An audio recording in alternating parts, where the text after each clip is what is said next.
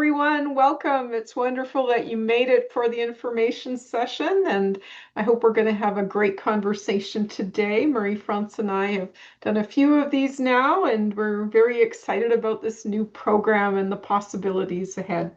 We've got quite a bit of information to cover, and so maybe I'll turn it over to Marie-France. We'll get started, and then we'll have a little bit more time for Q&A at the end. So just a moment while I share the slides. Okay. Can anyone give me a thumbs up if you see the slides? Thank you very much, Anita. Thank you. And so there we are.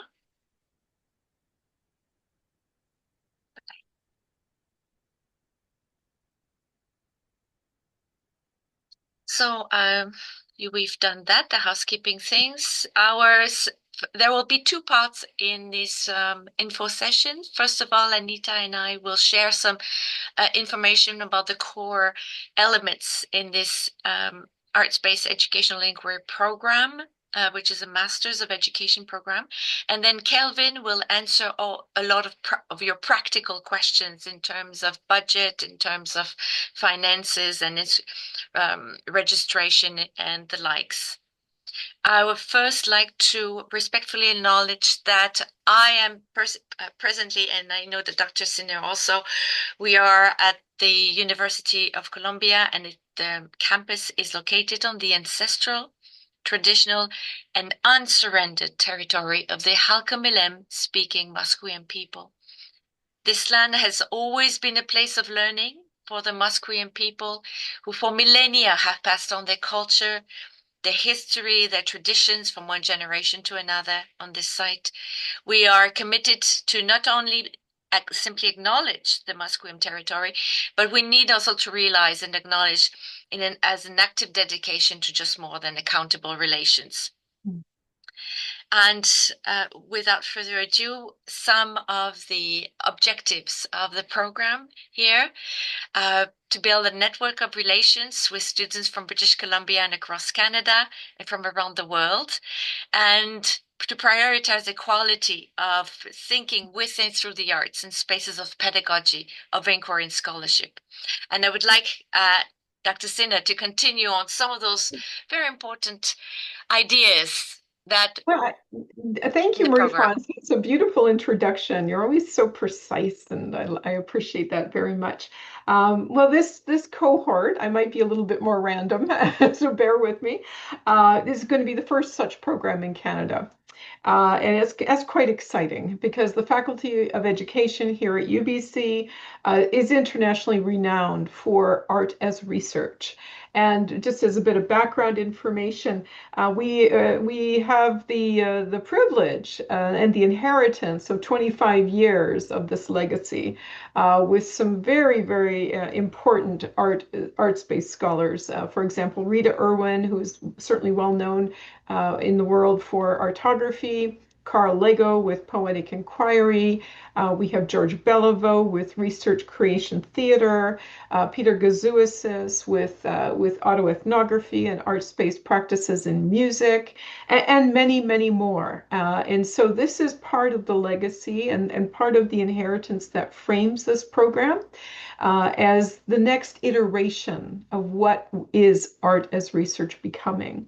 And I think, Marie-France, you said it very well when you said it was an international perspective. And I think we really want to stress that we're now thinking locally, but within the global context. We're living with our situated knowledges in relation to, so transnationally, transmedia, transdisciplinary, translanguaging. How do we come together and learn with people across all of these different spaces and places and forums and formats, in fact?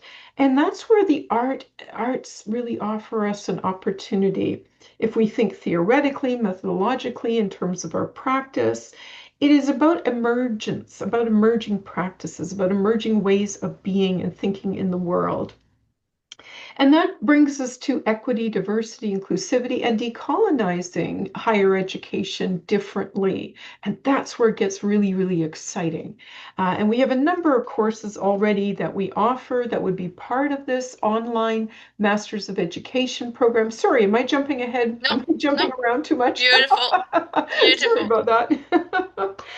And so, this is where we would look at the visual, the literary, the performative, the digital, AI. All of these different forms and formats are part of the conversation now around art as research and educational inquiry. So it's a very, very exciting and dynamic space that we're hoping to create in the context of the cohort. I think it is certainly matured as a way of being in academic contexts. And the way we think about art as research, it's not just about higher education. It's what we do when we're in the community. It's how we live our lives in our studios. It's the ways that we are in K to 12. So all of those ways and ways of being as an artist, a researcher, teacher, it's about bringing those roles together. It's the metissage, it's the braiding, it's the artist, researcher, teacher of artography, for example, the light and the life writing. I just happen to be putting a course together at the moment where that's one of the cornerstones where we're going to look at light and light writing through line work and how do lines inscribe our stories. So that's one example. If you love to draw or you work with photography or you enjoy video, or even you love to embroider, you work with a sewing needle. There's line work within that. So we're going to think with lines, Ingold's ways of thinking with line work as a way to re-articulate our stories in the world as researchers, as educators, as artists. So that just kind of gives you sort of a very general way of thinking, or the milieu of the program, if you will, the atmospheric architecture, the feltness of the space that we're hoping that will be created in the context of this cohort. And that's exciting. That's something very different than a typical graduate program. It will be very oriented towards next gen scholars to impact literacies, sometimes called the soft skills. They're the things that we don't necessarily teach in the context of our courses, but that's what the future of education holds. How do we communicate? Can we collaborate? All of these different kind of qualities and qualifications. So as you can hear, there's some underpinnings in this conversation that draw in the United Nations mandates for global citizenship, for the Sustainability Development Goals, for peace education. So for example, in the orthography course this term, we're talking about sustainability, and we're looking at sustainability as a cliche. But what happens when we take sustain dash ability and turn it into a dialectic? And that's the kind of theory to practice movement, concepts in motion, traveling concepts. How do we take up the same kind of concept differently in different parts of the world or different areas of Canada? And what does that mean when we're in different contexts? So it's all about that way of theorizing with art as research, with creativity as the impetus for thinking about our historical contexts, our sociocultural practices, the ways that we envision the future, futures thinking. So there's a lot of potential to bring something very different, to be different indifferently, the stories that matter, why those stories matter. This is all part of how we're imagining the orientation of this particular cohort. So I think I may have talked a little bit long there. So this is very much about living inquiry. So I'll turn it back over to you, Marie-France. It's beautiful. I love how you draw from Ingold and Mm, the lines. I love his work and how you talk also about the sustainability, yeah, drawing from Berard a little bit when we play with yeah, those concepts. So it's really beautiful. absolutely, It's true that sustainability can be a cliche sometimes. So to absolutely. go back to maybe some practical aspect, it is a course which is a 2 year and 1 term program. It is part-time program. It is 90% online and asynchronous. I know we had some questions, and they're Mhm. good questions. So it is online, but asynchronous. Therefore, no matter where you live in the world, you can take this, you can register for this program, you can take this course because you decide when you will be engaging in the discussion posts and doing your reading. Of course, as a professional, as a graduate student, you're accountable for keeping up with the pace of the course and engaging with the reading, the discussion posts, but it's asynchronous, and therefore you decide when with your work, with your own responsibilities, you can engage. There will be one face-to-face summer term. I will let Dr. Sinner and Anita tell us more about this.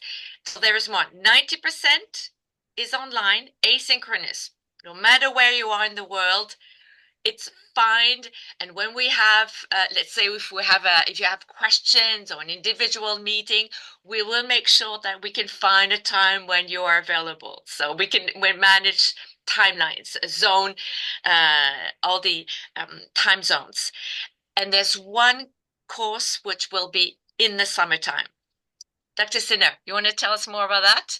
What we're envisioning is a studio program in the summer where you come to campus, you work with an artist researcher, and you're immersed in studio practice. And that studio practice will likely embrace the vernacular. So maybe we will engage with walking as a form of inquiry, where we're working with different medias, doing some visual journaling, creating audio walks, creating all GPS-oriented ways of thinking with mapping and how we are cartographically embracing the landscape. One project that we have underway is textile cartographies, where we're making with a 10 by 10 square as a way of engaging with social justice issues. And these are part of localized practices that then are amplified in relation. So Textile Cartographies is an international group that has exhibitions all over the world. So the studio practice will be about immersing ourselves in a variety of different artful practices with a guest artist researcher.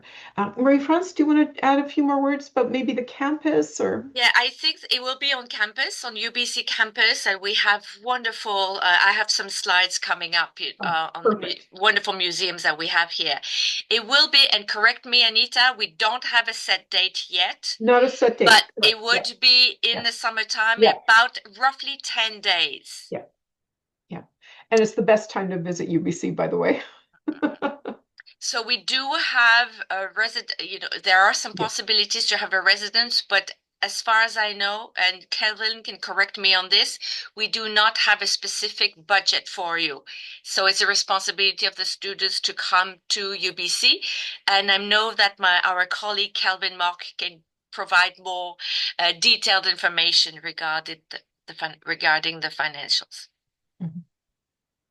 So perhaps I think that Anita, perhaps you have already outlined some of Um, the program outcomes. Anything that you would like to highlight here? think so. I think we've touched on many of those points already, but it kind of brings us back to the ways the program is designed and the kinds of inquiry questions that we will be posing. But certainly, for example, when we look through these 5 points, we can see that the notion of when is art research is part of the framework, the structure, the modalities, the ways that we're going to come into this, and what kinds of debates are now underway to attend to vigor and rigor, and what does that constitute? How do we think globally through our situated knowledges, drawing on those experiences? If you've been teaching, your teaching practice is central. If you're a dedicated studio artist, how that contributes and how the exchange that you have with your peers informs your own your own interests and your own inquiry and your own practice. So this is the ways that creative research is really bringing us forward in a very wide-ranging, experiential, but experimental approaches and applied activations, to think with this more flexible learning modalities. And this is something that it fascinates me because I've spent more than 20 years studying art as research.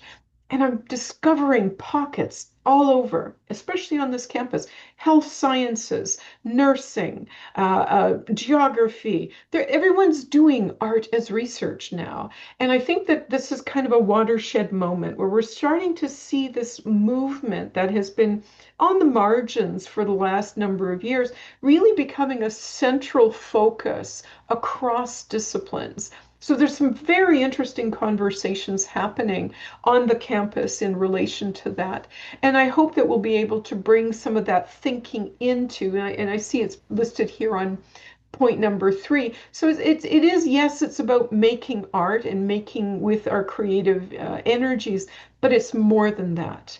It's more around how we think in terms of knowledge clusters and that notion of innovative pedagogy. How do we come together to share in our knowledges when we think with Indigenous knowledges as foundational to this kind of transformative learning? That's another example. So we were working with, for example, museums. As I think Marie-France mentioned earlier, we've got some incredible museums on campus, but we're also looking at public art. We're looking at the spaces we live within. For example, the design, the architectural design. What is that atmospheric intent in that particular context?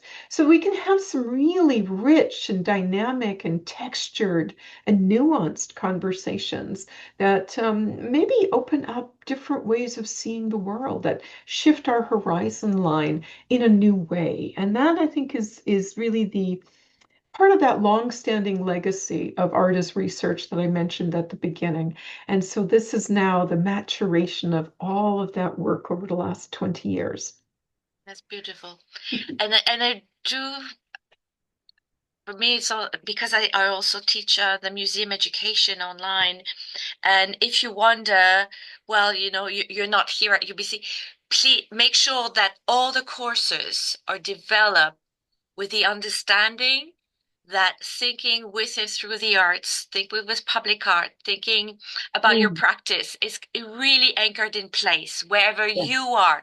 You bring that. And this is what is so engaging about such a cohort, is that everybody brings experiences and sights and ideas from all over the world, and bringing that all together around some ideas, around concepts that we unpack, expand, debate, think with together. So everything that you live wherever you are right now is important and meaningful that you bring into this course always. I really appreciated that, Marie-France. I'm just going to add a couple of words Mm-hmm, because I think that, what the flexibility is a very acrobatic, if you will, approach to inquiry.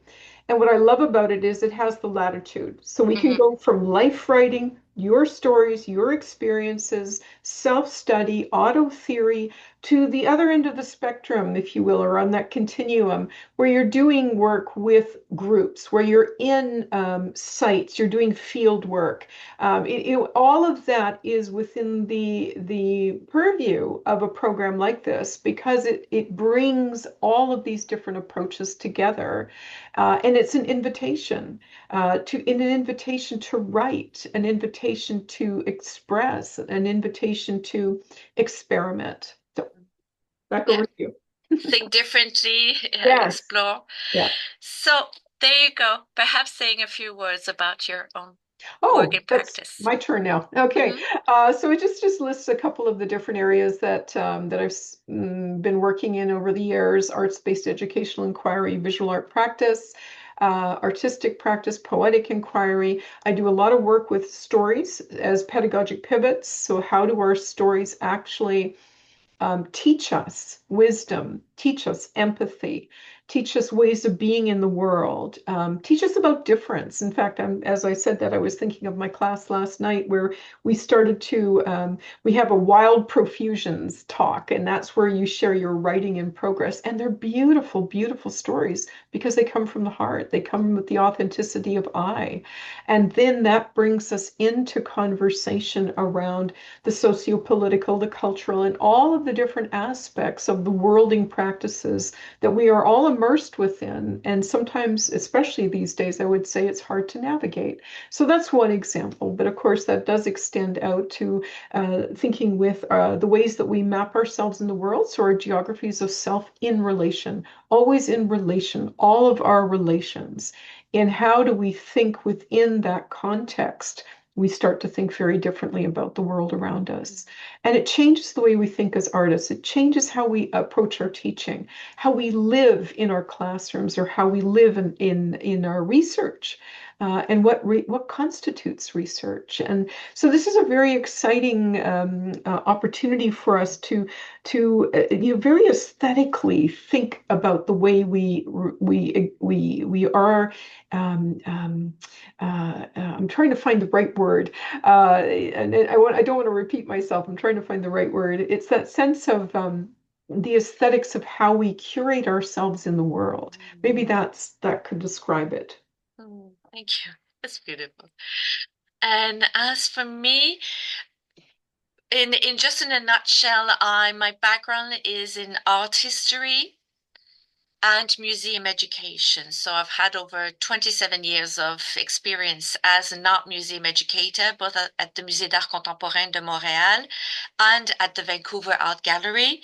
I also have the great pleasure at the moment here in Vancouver. I did my PhD here, thinking with Deleuze and Guattari, concepts of assemblage and desire in the context of museum spaces and education. I did my PhD here at UBC, and I now work with teacher candidates and secondary arts specialists in Bachelor of Education. And therefore, my background, the courses which are kind of my focus will be curriculum issues and theories in museums, but also thinking about museum spaces and design, how exhibition design is rhetorical, how it is discursive, how we can think differently about exhibitions, not just about the objects or the labels and the content which is put there, but how this entire space is experiential, is embodied, is narrative, is affective, is discursive, is saying something. So I won't say more. I'm also a co-editor of the Canadian Art Teacher, which is a journal. I'm also co-editor of the BCATA Journal, which is a professional journal here in British Columbia. So various kind of experiences, and therefore that's it for now. Anita, if you want to introduce our colleagues. Yes, well, we have Donal O'Donoghue, who is very committed to gender studies and contemporary art in particular, and writes just beautifully in this area. And he's now the associate dean, but hopefully he would be teaching a course with us. And Dr. Shannon Leddy, who is a remarkable, remarkable Indigenous scholar, and just really, she's just so dynamic. If you have an opportunity to take a course with her, you will be in for a treat.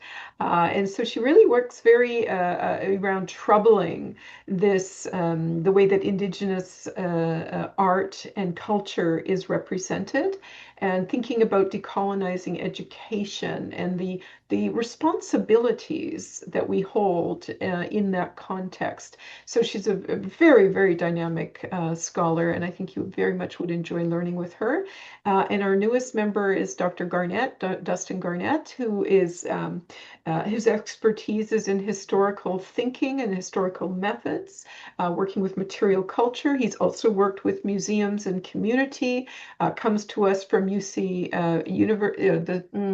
I'm trying to remember the correct title for the university. It's the University of Los Angeles, I believe. State University, I believe. And so and it was a longtime teacher in Toronto, so brings that wealth of knowledge, a career as a teacher, to the conversation. Yeah, I think every one of our members of our team that we're imagining being part of this cohort will offer you that level and that level of expertise that Marie-France so eloquently described. And I think everyone holds that. Sorry, go ahead. Well, it's true. Everyone, they're all passionate and have Yes. extraordinary individuals and thinkers. Perhaps you can introduce some of the like, three large areas. Sure. So this is a terrific graphic because it really does bring together theory and practice, where we're looking at our practice, the stance. How do we come to this work? Thinking with and through and in our studio practices, thinking with scholarship and methodology. So Marie-France mentioned a number of theorists, for example, Deleuze. We talked about Ingold earlier. So we draw our inspiration from educational theorists, from philosophers, and we think about how does that fit? How does that make Mhm, sense in relation to our own knowledges? mhm, Because we have this level of expertise as artists, researchers, and teachers. We know this. We've lived this practice. We have our hands in the materiality. And so we bring those together. And then that offers us an opportunity to think with the specialization. So, art education, literary arts, music, dance, performance, all of those areas can be part of how we come to this approach for art as research. And then we, of course, have the curricular theories and issues, the ethics, the EDID, which we mentioned before. So I think when we think about how they come together, it's like ecotones. They overlap, they merge, they blur, they have boundaries, but they also have points of overlap. And it's those points of overlap, those tensionalities, that the arts-based educational inquiry cohort will be focusing in on. So I always talk about balanced tensionality because I don't think we can have growth unless we experience tension. mhm, So I always say to my classes, if you've left feeling the same you did when you arrived, I haven't done my job. So mhm, if you're working with me, you're going to feel some tension. mhm, But I think it's productive tension, and it's a mhm, ways of finding how does that happen rather than siloing spaces and thinking and practice. We bring it together. mhm, Mm. mhm. I love that. So on the online courses, very in if you wonder how that is staged or presented, it's we use Canvas here at UBC. It's a very actually I find it a very useful, friendly, user-friendly kind of platform for courses. You will have access to modules that you can weekly follow. There will be some discussion posts, weekly discussion posts. As I mentioned, since it is an asynchronous course, you engage at your own time Mhm. and pace because we understand that you will be at different time zones. When I teach, the first course is always, again, on Zoom Mhm. and I try to bring in together, but I might have for that first class two different moments when we have our gathering, online gathering together, because I understand that depending on which side of the world you're in, I have two different times. So there might be one, I just like to feel the class. I just like to feel, the students in the group. So we can meet on Zoom, but that's the only one. There could be some drop-in sessions at different times. So we always consider the ease of access and consider that you are professionals, you have responsibilities, but you also want to engage with ideas. And there's a pleasure of thinking with others. I think that's the pleasure of a cohort because you get to know each other in some ways. You will have the opportunity to all come here at UBC for about 10 days during the summertime. The energy and the dynamic changes when you go back to taking all your seminars after that because in the discussion post because you have seen each other. So there's a pleasure For me, there's really a joy. Well, that's part of graduate studies. You just don't want to think always on your own in a silo. Is the pleasure of thinking with others, which is here. And when you will be coming on campus, this is what we have: the Museum of Anthropology. You have a beautiful monumental house post by Brent Sparrow here, which marks the territory, saying this is Musqueam land, which is at the entrance of the campus. You have a small photograph of the SCARF building, which will be, in a way, your homeroom for Mhm. those 10 days. Maybe I could just say a couple of words about the format as well in terms of Mm-hmm, the online courses. mm-hmm, So everyone's going to do it a little bit differently. For example, I'll do like a mini lecture that's recorded with a PowerPoint, and you can review that. Drop-ins, as Marie-France described, and I always do a COIL project, and that's Collaborative Online International Learning. And I'm trying to do that in all of my courses, in part because education is a little bit behind some of the other fields of study when it comes to this kind of adaptation in higher education. So, for example, last night in my class and the class in Hiroshima came together. They met. They're going to work in teams. My class wrote haikus, and the team in Hiroshima is going to make a haiga. So they're going to make an art response. And together, the haiku and the art response will form an online exhibition. So that's an example of a COIL project. And I do them in many, many different classes, in part because it brings us from our local experience and orientation in the world to working internationally. And it brings the skill base that we need for the future into the conversation. And it happens very organically. We use WhatsApp, we use Zoom, we use email, we use all of these various different tools as ways of communicating together and forming exchange. So even with the arts, we can take up something really exciting and dynamic with the media tools that are available to us. So that might be something that you would also experience. Next, for my other course, the next one will in fact be the course here, my group here, and Turkey. And we're going to walk on our campuses and we're going to look at questions of sustainability. And Turkish students will exchange with my students with Turkey, and we're going to find out how we think about practices on our campuses. And what does that then mean? I've never worked with Turkey before. It's going to be interesting. And this is a result of having a visiting scholar who's been here. So that's another thing I wanted to say is that we often have visiting scholars and they join our classes. So you might have a visitor from South Korea or Brazil or Turkey or just kind of hanging out with us and having conversation with us. And I think that really adds depth and breadth to the kind of programming that we offer our students. thank you. That's it. That's good. So just a brief outline of the courses. And I will not go in detail in the interest of time, but we have Outward Scholarship. Perhaps want to say a few words about Outward Scholarship in Sure. artography.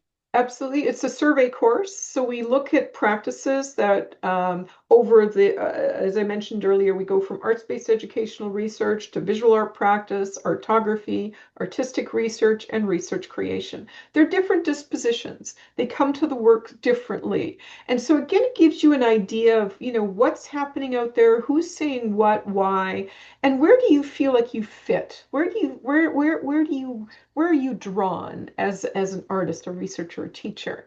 And then we start to work with that disposition as a way of articulating your interest, your inquiry questions. So that's one example. Hmm. EDCP 520, Perspective, Practices, Curriculum Issues in Art, Contemporary Art Education, is a lovely course as an introduction to get a sense of the lay of the land in terms of current issues and theories in contemporary art education. So we do have a little bit of a look at the history, at some of the histories that that ground or that have evolved into some of the conversations that we have about art education today, looking at the possibilities possibilities, the limitations, the tensions within them, and looking at what are this field of very complex, diverse field of ideas, or what can be, what are the possibilities of art education, what does it even mean, how can it be enacted, when is art education. Hmm. And so it's not just about bringing, definitely not about bringing, offering one fixed definitive answer, but really, again, looking at the complex landscape so that you can say, this is where I'm comfortable in. This is a place where I want to continue that kind of conversation. So that's the 520. 514, orthography. 514, orthography. Yes, that's it. This is again building on Rita Irwin's scholarship, which is quite expansive. Orthography began at UBC with faculty and graduate students. It became a hot spot. And over 2 decades, it has literally spread around the world and across disciplines. It's remarkable, remarkable to see how what began 20 years ago in the very first orthography course where I was a student has now become this worldwide movement, and it's being taken up across all the different forms of the arts. And courses are being offered, in Northern Europe, in Australia, in China, in Japan. It's everywhere. It's literally everywhere in Spain and on and on. So orthography, artist, researcher, teacher. So the practice and the writing are coming together. The graphy comes together. So 3 different dispositions are found in the literature now. The original renderings, there were 6 renderings that kind of articulated orthography about 20, 25 years ago. For example, Living Inquiry, which is coming from Ted Aoki, in phenomenological underpinnings, openings, metaphor, and reverberations, and excess, and all of these kind of concepts in motions, practices in motion, to sensorial orthography, which is maybe about 10 or so years now, where we see more engagement with the body, with the feltness, with how we embody our practices, as well as the affect and relation. And now speculative orthography is just kind of coming into the literature. So thinking with speculative fiction, speculative fabulations with the Donna Haraway influence. And what does that look like? How might we speculate on what can be with art as research? And so this is kind of just give you a very, very short way of, or a very brief way of thinking with that course. So we've already talked about the studio practice, which would be in July 2027, around 10 days, but we don't have a specific time or date, no specific dates yet. And then, of course, in the summer, we encourage you to take an elective because you can take electives. Those of you living in Vancouver or the Lower Mainland or Vancouver area or wanting to come to Vancouver, you can take your elective in person or online because we have a wide range of courses and you can take your elective online. So the elective, you do have electives. And then we have in year 2, EDCP 562, so curriculum issues and theories. That particular course is a mandatory for all the graduate programs. Then we have Indigenous Visual Expression as Pedagogy, looking at contemporary Indigenous art with Dr. Leddy, which will be online, and also mandatory course, which is EDUC 500. So thinking about research methodology at large. What is the difference between qualitative approach, quantitative approach, looking at mixed methods? So kind of developing an understanding of the language of various approaches to research. And then you can also take another elective during the summertime. Anita, anything to add to No, just to this very brief overview?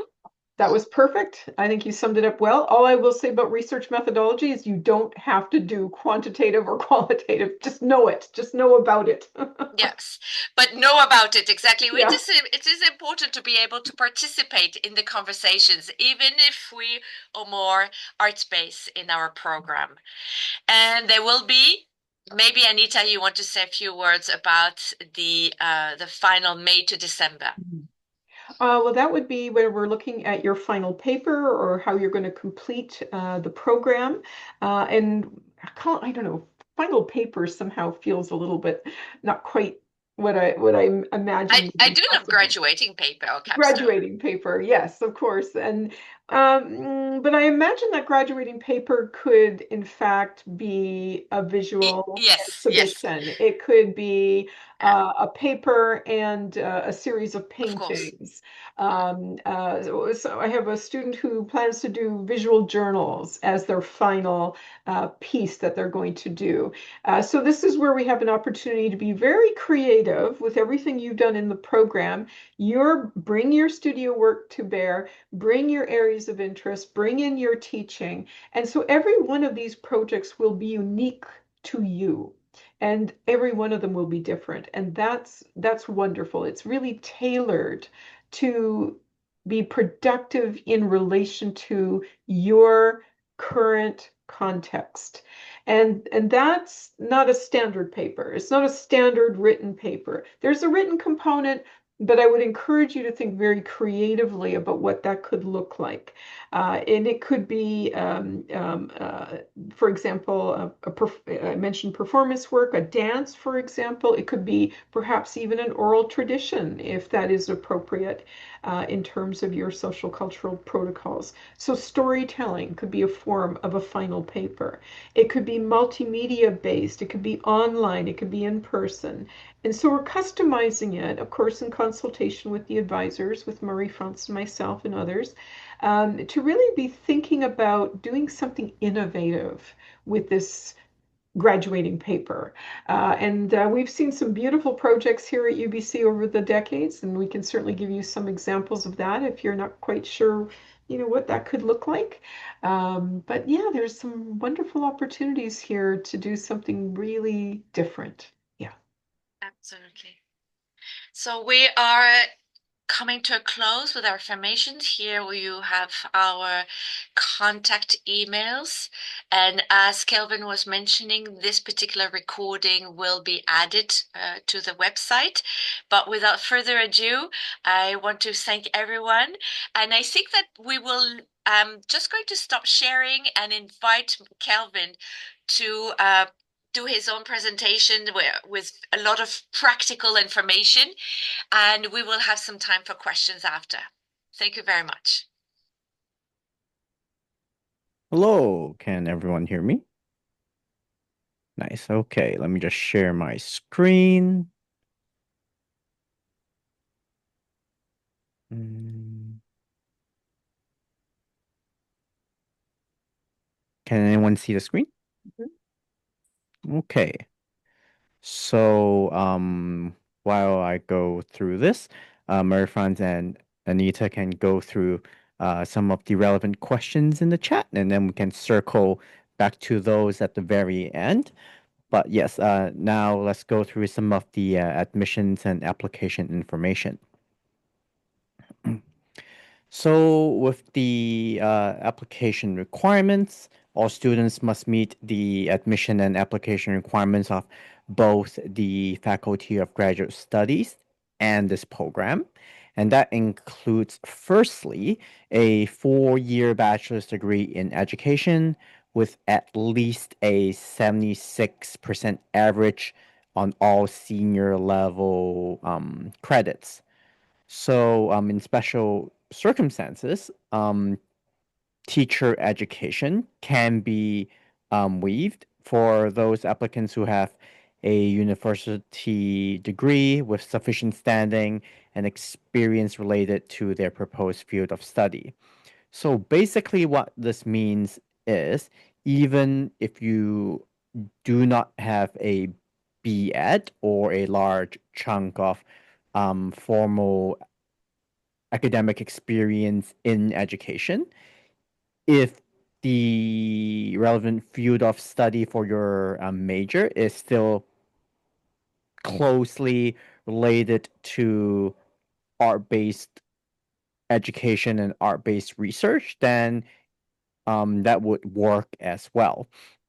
And regarding the senior level credits, what we are referring to here would be third and fourth year courses, basically. And also note that this 76% average is not a hard cutoff point, and there is some leeway to it. So let's say you're only a few percentages off. Maybe you're at a 73 or a 74%, even if your GPA doesn't quite meet the 76% criteria. The department may submit a special case rationale to recommend you for admission nonetheless if the rest of your application is still considered to be exceptionally strong. And another caveat to that would be let's say you don't have 76% average for all of your senior level credits. However, you have 12 credits related to art-based education, art-based research that is, I believe, an 85% or above. That would fit the GPA requirement as well. So there is some leeway, and we will encourage you to apply nonetheless. The second application requirement is normally 18 credits of senior coursework or a professional concentration in art-based educational inquiry.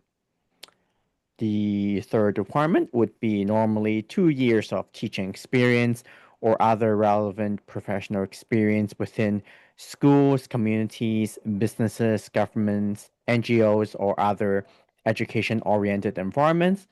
But again, these are guidelines. If you don't quite meet these criteria, but you're pretty close, we would still encourage you to apply. So regarding actual documentation related side of things, we will require 3 letters of recommendation. So these are your reference letters from educators, supervisors, colleagues, or clients that speak to your abilities to complete a graduate degree and also your interest in art-based educational inquiry. And as some folks have asked in chat just now already, no, ideally, you'd be able to provide a mixture of both professional and academic references. However, UBC Graduate School does recognize that not everyone is still in contact or have access to academic references. Maybe it's been a while since you did any schooling. And if that is the case, just professional references are also okay. We will also need a resume slash CV, including your education, employment history, volunteer work, committee work, workshops, or other related experience. And in particular, you must indicate your arts background and include any exhibitions or related activities. And a thing to note is that this is a resume or CV for the purpose of applying for a graduate program. So unlike a resume or CV that you might submit for a work position, there is no expectation that this CV has to be limited to 1 or 2 pages. It can be as concise or as detailed as you need it to be to showcase everything that is relevant for the application of this program. So if all of your education, employment history, and everything, if that totals up to 5 pages, go ahead. You can upload that as it is. We're also looking for a statement of intent, maximum 600 words of your art education or art research experience. And it has to also speak to your professional goals and the anticipated benefit of involvement in the program. So this statement of intent, the 600 words, is the ability for you to basically sell yourself and convince us why you are a good candidate for the program. So earlier we mentioned that perhaps you don't quite meet the GPA, But if your resume or CV and the statement of intent shows that you, regardless of your GPA, is still an exceptional candidate for the program, then yes, we might consider recommending you for admission on behalf of UBC Graduate School nonetheless. And lastly, we will require scanned copies of all official transcripts. And if your university is based outside of Canada or the US, we will ask you to upload your actual degree certificate slash diploma as well. And a little bit regarding the English language requirement. If you are from a university outside of Canada, where English is not the primary language of instruction, then you must provide results for an English language proficiency exam as part of your application. And the test results must be relatively recent. It must have been taken within the last 24 months at the time of submission of your application. So if this applies to you, please know that you have to upload your English test results when you submit your application. It's not something where you can retroactively say get offered get offered admission in the program first, and then you take an English test and meet the requirement. It has to be provided upfront. And regarding the actual application procedure, everything is done entirely online, and you navigate to grad.ubc.ca/apply/online. I should probably type that in chat as well for your convenience. Grad.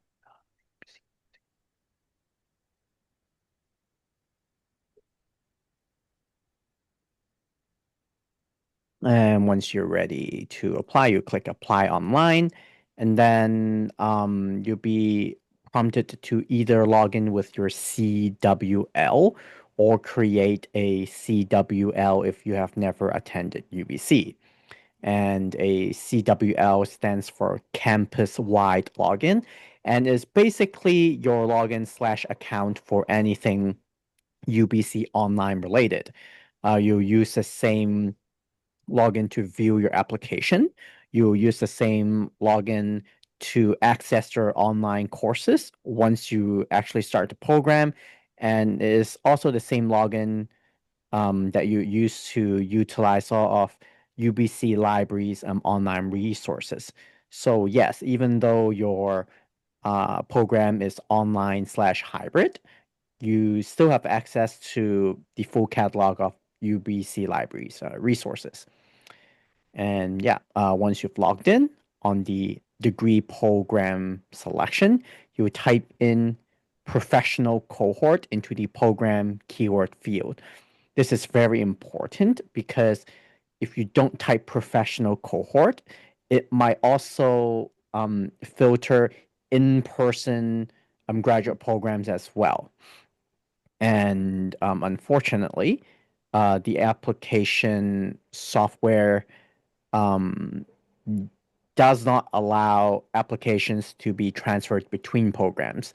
So if for some reason you accidentally apply to an in-person program, us as staff, we do not have the ability to switch your application to the correct program. You'll be prompted to basically restart your application from scratch. So please make sure you're applying to the right program. This happens a lot. And the program name should be Art Education Professional Cohort MEd. And you're going to select a program, click apply, and then fill out the rest of the application as indicated. Afterwards, you'll be prompted to upload all of your supporting documents. And please note that you'll still be able to upload your documents after you pay and press submit. So basically, you can pay and submit your application, and then in the next few weeks, gradually upload the rest of your pending documentation as they become available to you.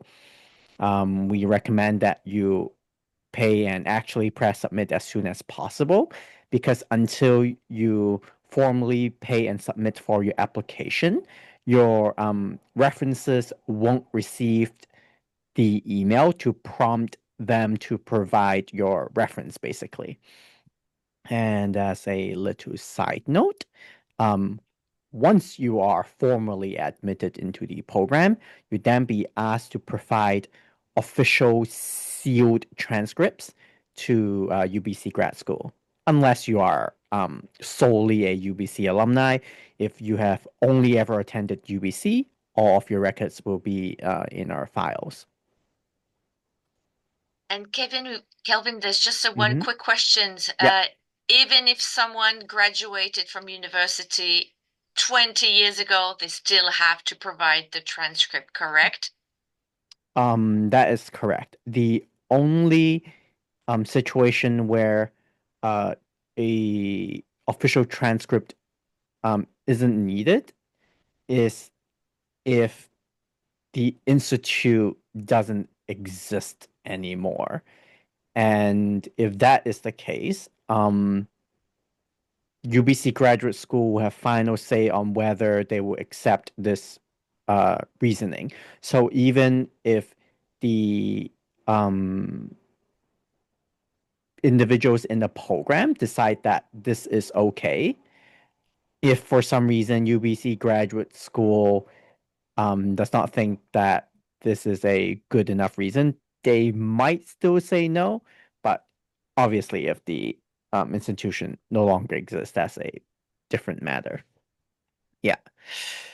And yeah, back to references. As mentioned previously, there are professional and academic references. You'll be asked to specify what type of references these individuals are when you are typing in their names and email and information and etc.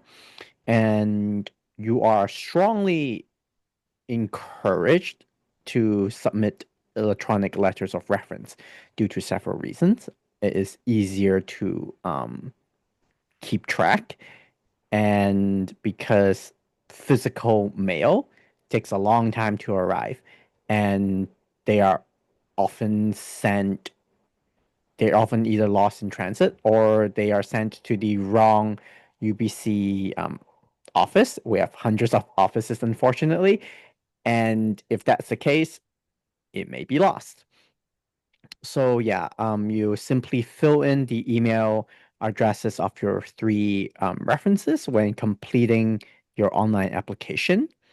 And references with free web-based email address, like at gmail.com, at hotmail.com, or yahoo.com. Instead, they will receive a link to a paper form that they can print out and then physically mail to our office. If they use a professional email address, for example, at ubc.ca, at whatever school district.ca, or whatever organization.com, for folks who do use professional email addresses like that, they will instead receive a link that will prompt them to a web page to either type out your reference questions or straight up upload a document. And yes, a reference letter can take place of the reference form as long as it addresses the questions that's posed in the form. So if you receive a glowing reference letter, but for some reason manage to not answer any question that is presented on the form, then UBC grad school might have an issue with that. And yes, please ask your references to include the 4-character cohort designation of ABE2 when submitting the reference. And if it is a paper form, it must arrive in a sealed envelope with their signature on the seal. And this is basically to prevent academic reference fraud, which has been known to happen. And for those choosing to submit the paper form, the mailing address is on screen right now, and your references when they receive the email will also be given the right mailing address.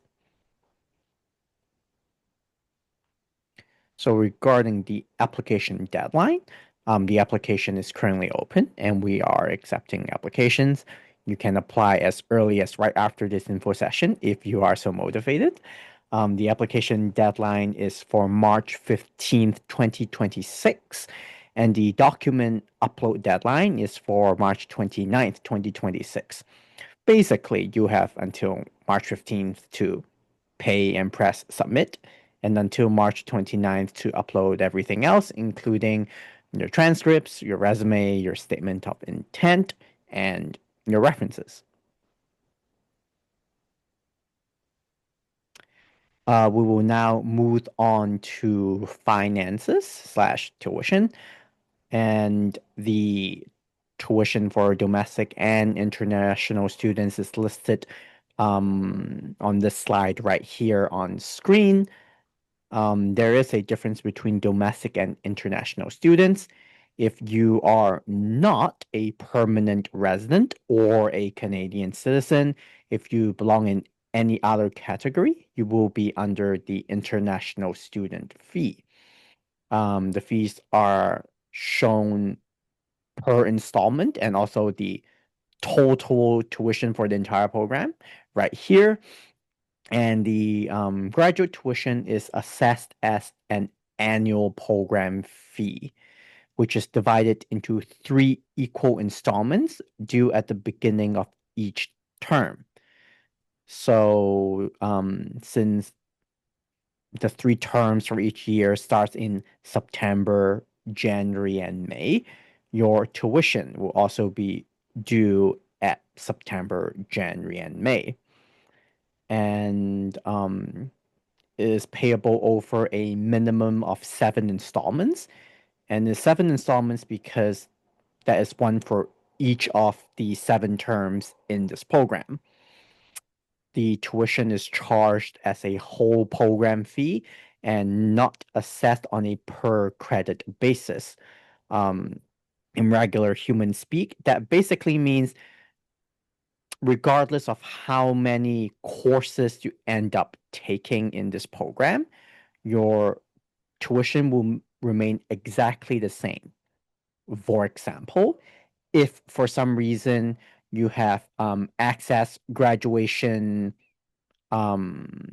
credits from another program that can be transferred into this one, and you end up taking less courses, you'll still be paying the same tuition amount.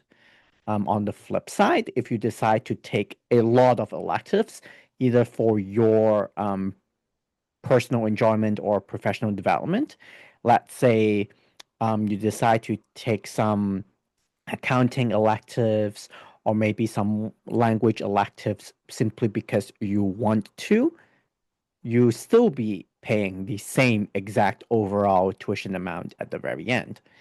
We have examples of students who, do their core graduate courses and take 10 additional electives simply because they can or they want to. And tuition may be raised by up to 2% annually. And if there are increases, it will be announced in spring of each year. A special note regarding funding eligibility, since this program is part-time and is designed for people who are already working full-time, is not eligible for traditional student loans or other types of funding. Again, there are caveats to this. If you're able to secure your own third-party funding, or if you're able to secure funding that doesn't care if the program is part-time or not, then yes, feel free and do so. The issue is, so even if you quote unquote take tons of electives every term and you have a quote unquote full-time course load, because the program itself is not designated as part-time, if your funding provider comes to UBC and asks, are you a full-time student or not? We have to say you are in a part-time program. So as long as your funding pathway doesn't care about this, that is okay. And on top of tuitions, there are student fees, and they vary from term to term, approximately $800 per term. But a lot of this number you can opt out of. And examples of fees that you can opt out of includes medical and dental plan if you already have your own personal coverage, and the UPass, which is the public transit pass for the Greater Vancouver area. And if you live outside of the Greater Vancouver area, you can opt out of that.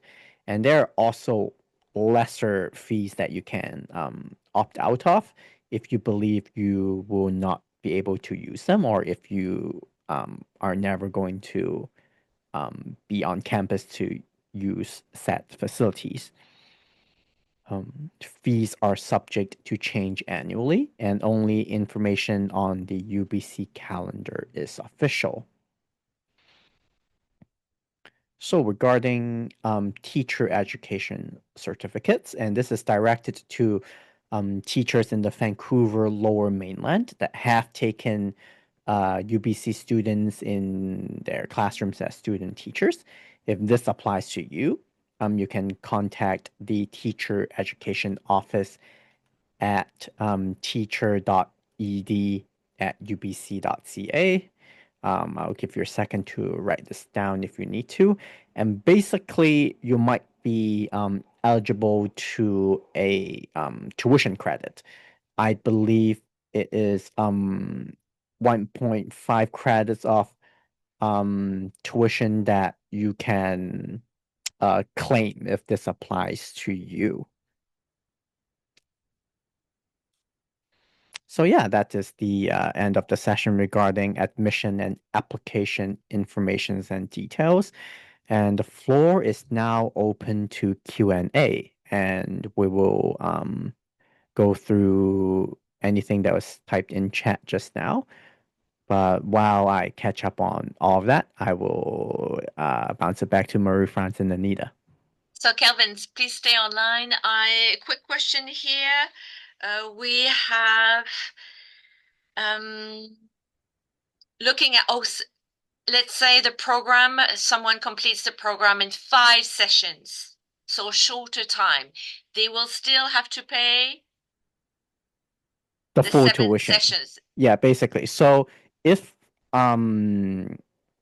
you complete all the core courses and also all of the electives during the first 5 term, basically once you're done and you want to graduate early, UBC grad school asks you to pay the remaining 2 terms before you can before they'll close your program, basically. Perfect. Thank you very much. And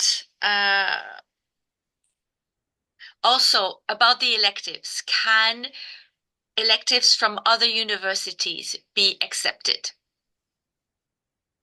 Yes. So if you like to do your elective at another university, UBC and a whole bunch of Canadian universities, particularly Canadian universities in Western Canada, they are part of what we call the WDA, Western Dean's Agreement. And if you take courses at other universities that are part of the Western Dean Center Agreement, you do not need to pay additional fees. However, let's say if you want to take an elective at the University of Sydney, which we do not have an agreement with, then you can still take an elective there, but the University of Sydney will require you to pay, separate tuition for their courses, if that makes any sense. And with a question, which is, are electives mandatory? And yes, because the full 10, like there's only so many core courses in this program, and the rest are filled up by whatever you want it to be, hence the electives. So are electives mandatory? Yes, because they are part of the program completion requirement.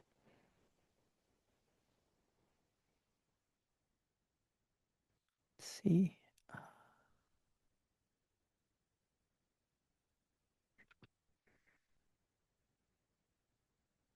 So perhaps I can read some for you. What is the maximum number of courses per term? It really varies on you, but we do have some recommendations in terms of what is feasible also. I don't know, Anita, if you'd like to say something about that, about the maximum number of courses, if someone wants to finish early this kind of program. That's an excellent question.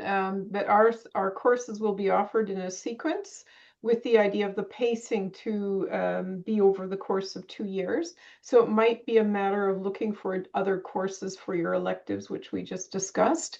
But those offerings will be set at that point.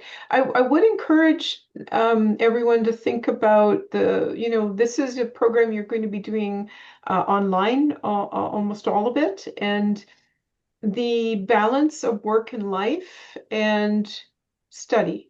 And I've done both. I've done in person and I've done an online program over the years. And that balance is really, really important, and it's meant to fit into your work-life balance. So I would say don't take too many courses. I always worry when students take 3 or 4 courses at the graduate level, because that's a heavy, heavy load. And your entire time becomes study, and there's no time for work or life.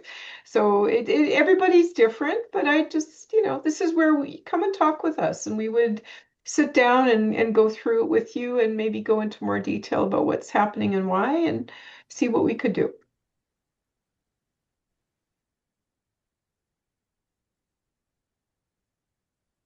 Did we miss anything? Just please, you can unmute yourself and just you can keep your camera off if you wish to, or unmute yourself if we missed anything. If you have a question. With a question, which is it possible to start the program in 2027? No, the program will start in September 2026. And if we decide to run another cohort, Anita and Marie-France, I believe the next planned one would be for September 2028 if this one runs, right? Every 2 years, yes, we would Yes.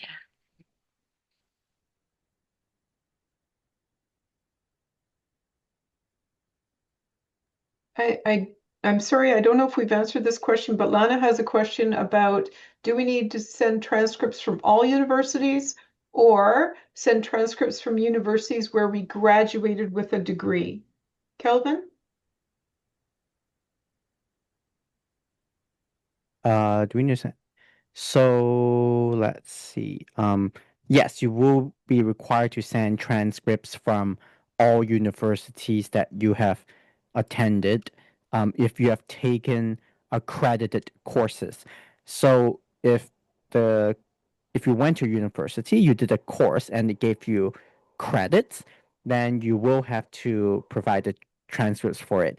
If it is for something like 300 our certification for whatever skill and no attached academic credits, then in that case, no.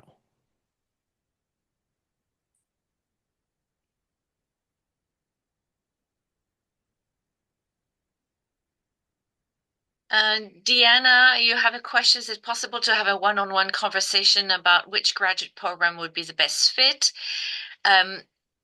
You can certainly send me an email. I would please to have a Zoom conversation. I'm not a specialist into I do not pretend to have all the information on all the graduate programs at UBC, but perhaps if I could in any way still provide some avenues or provide some ideas and then direct you towards the right person, I would be pleased to take that time. So if there's anything, please write to me.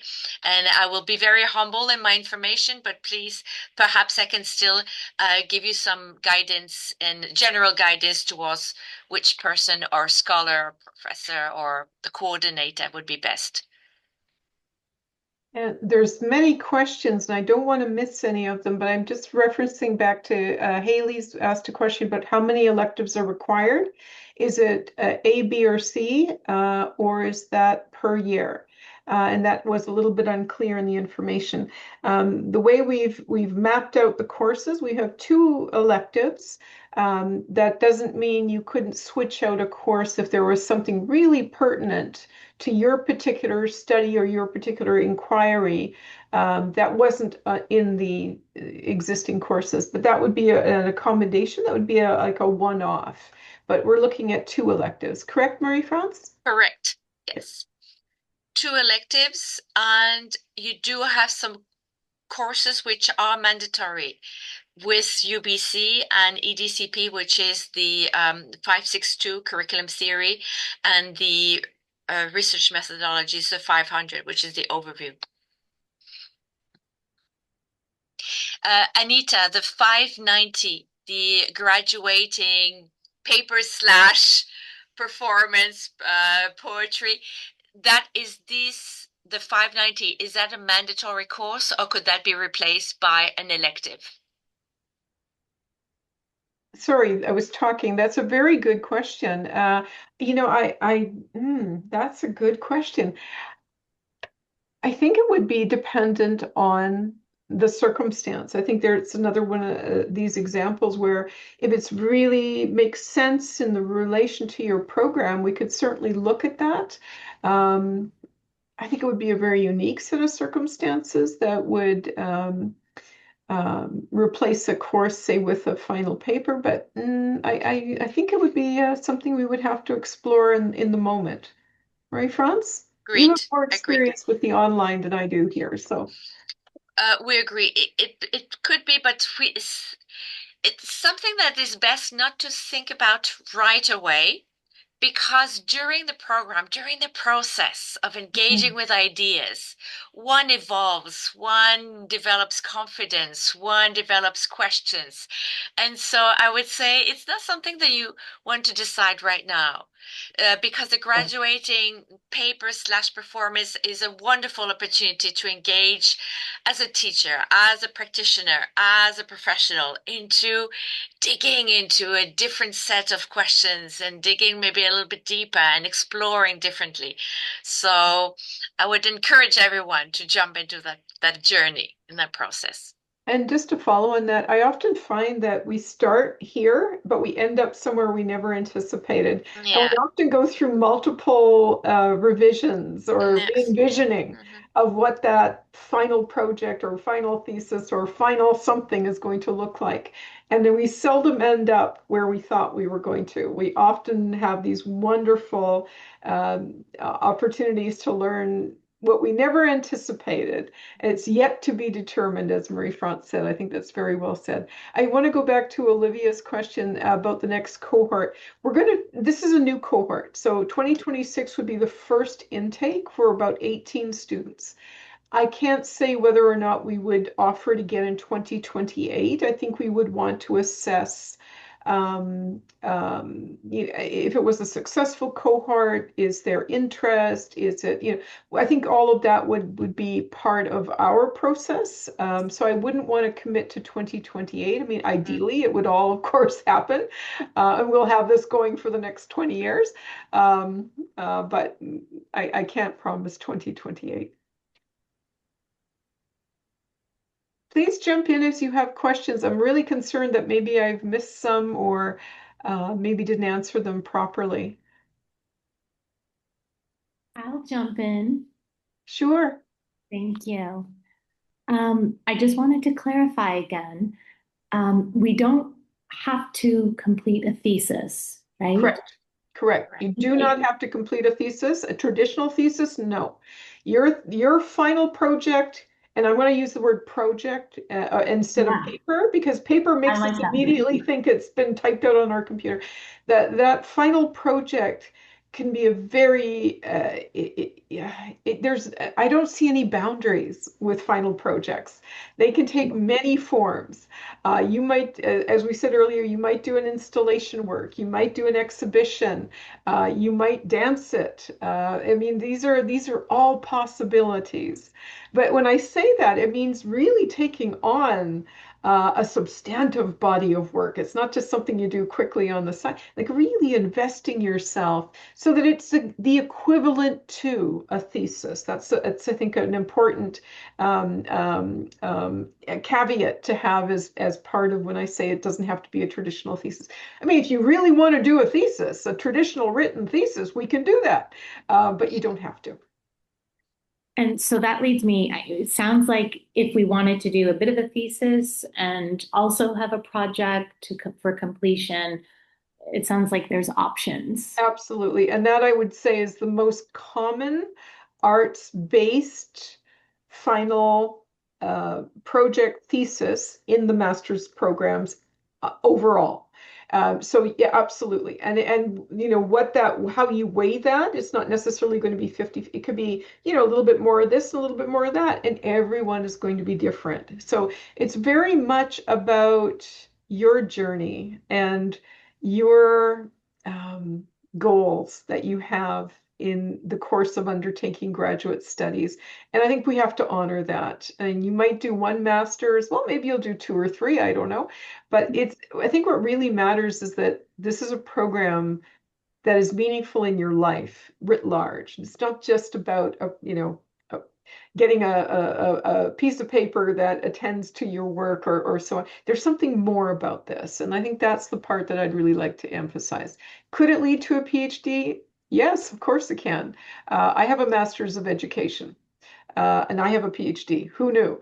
And so, yes, of course it can happen. If your long-term trajectory is, I really want to do a PhD, then I would probably want to encourage you to be more, in terms of research design, really pushing the fundamentals of that research design so that when you go into a PhD program, you're comfortable. The last thing you want to do is to end up with a bit too much of a gap. So you want to go in kind of ready to go. That said, I just had a master's student who finished in the spring and did comics. Just had a chapter accepted for an edited book, and I'm so proud of her. This is well beyond what many theses will do. Many MA theses will actually produce. So a publication will come from that Masters of Education project. So I'm really excited about that. Does that answer the question, Lana? It totally answers my question. I really appreciate it. Can I ask one more question? Yes, absolutely. This is our time. Okay. So how do we come to the arrival of who our supervisor is? How does that fall into place? Well, in a cohort like this, the coordinators, Marie-France and myself, would work with you. And so we would be your supervisors in that context. I think we're more like mentors, we're more like facilitators, we're working alongside with you, we are learning together. I personally follow it's referred to as a synergistic mentorship model, which is not traditional supervisor student, but very much we work together. We're co-creating, we're co-learning, we are conversing.